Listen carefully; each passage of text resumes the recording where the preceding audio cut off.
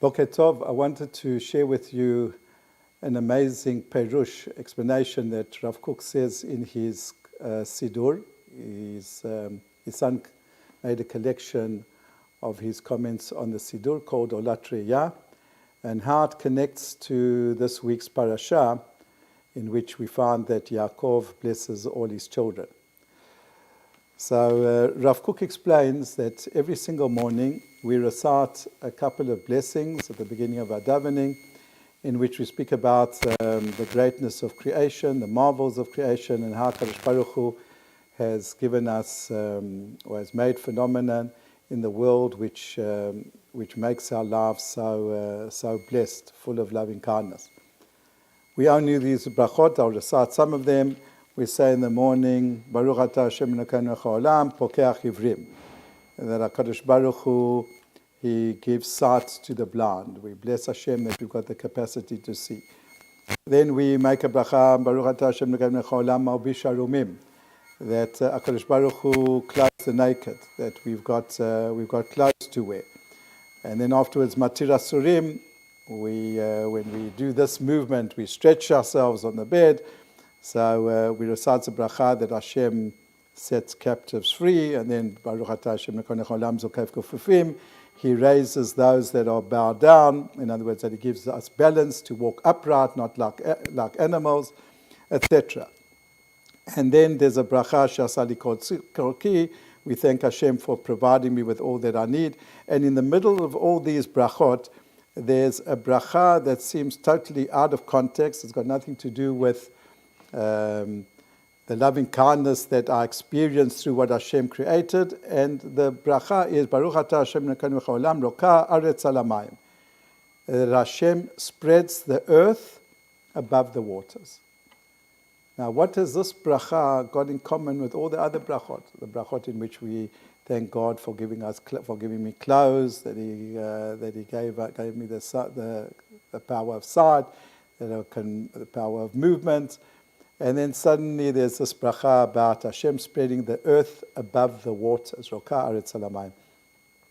So Rav Kook says the following. He says, you know what this bracha is about? It's blessing Hashem that He gave us basically stability in our lives. You see, the Rav Kook says there are two types of, this bracha refers to two forms of matter. There is aretz, something which is solid, something which is ground, and then there's maim. The maim are the seas, the expanses.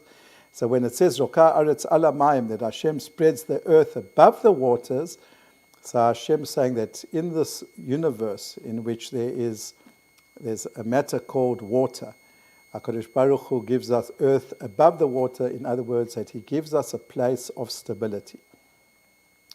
So Rav Kook now adds on something which is amazing. He says that this bracha has got a second intention.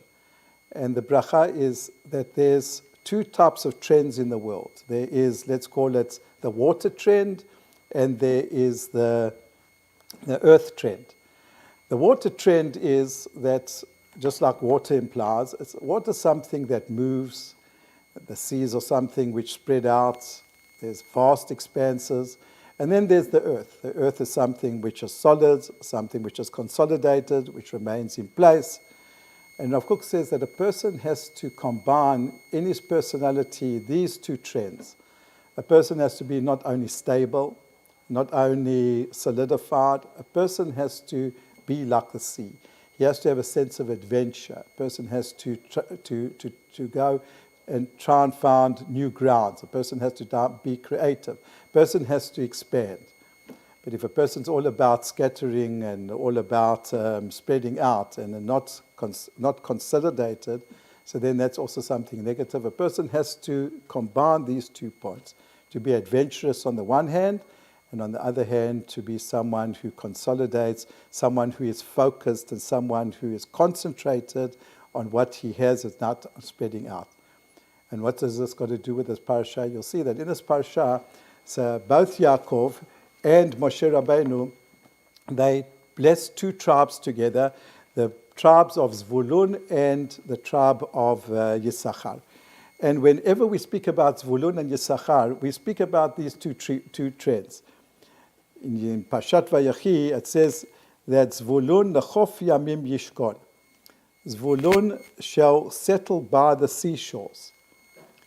And when it speaks about Yisachar, Yaakov says Yisachar chamor mishpatayim. Yisachar is a strong-boned donkey.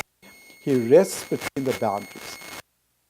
We've got a contrast between Zvulun, who settles by the seashores. He's by the harbor.